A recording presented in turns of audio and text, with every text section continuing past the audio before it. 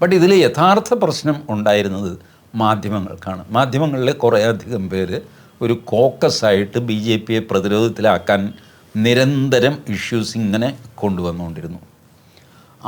അതിനെ മറികടന്നുകൊണ്ട് ഒരു നരേറ്റീവ് സെറ്റ് ചെയ്യാനുള്ള സമയമോ ആളോ വേണമെങ്കിൽ സാമർഥ്യമോ എന്നൊക്കെ പറയാം, അത് ബി ജെ പിക്ക് ഇല്ലാതെ പോയി. അത് അഫക്റ്റ് ചെയ്തിട്ടുണ്ട്. പക്ഷേ അതൊന്നും വോട്ട് ഷിഫ്റ്റ് ചെയ്യാൻ കാരണമായിട്ടില്ല. ബി ജെ പിയുടെ വോട്ട് എങ്ങും പോയിട്ടില്ല. അത് വീട്ടിൽ തന്നെ ഉണ്ടായിരുന്നു, ബൂത്തിൽ വന്നില്ലെന്നേ ഉള്ളൂ. അതുകൊണ്ട് ബി ജെ പിക്ക് ഞാനിപ്പോഴും ബി ജെ പിയിൽ, പ്രത്യേകിച്ച് പാലക്കാട്, എനിക്ക് വിജയപ്രതീക്ഷയുണ്ട്. അപ്പോൾ കഴിഞ്ഞ തവണ എന്തുകൊണ്ട് സംഭവിച്ചില്ല എന്നേ ഉള്ളൂ. ശ്രീധരൻ സാർ നല്ല സ്ഥാനാർത്ഥിയായിരുന്നില്ല, ആയിരുന്നു. ജനാധിപത്യത്തിൽ അങ്ങനെ സംഭവിക്കും. നിസ്സാര വോട്ടിനാണ് ശ്രീധരൻ സാർ, 3000 വോട്ടിനാണ്.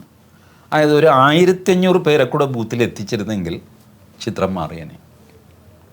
ഇതിലും കഷ്ടപ്പാടിലൂടെ സുരേന്ദ്രൻ കടന്നു പോയിട്ടുണ്ട്. ആലോചിച്ച് നോക്കും. 89 വോട്ട്.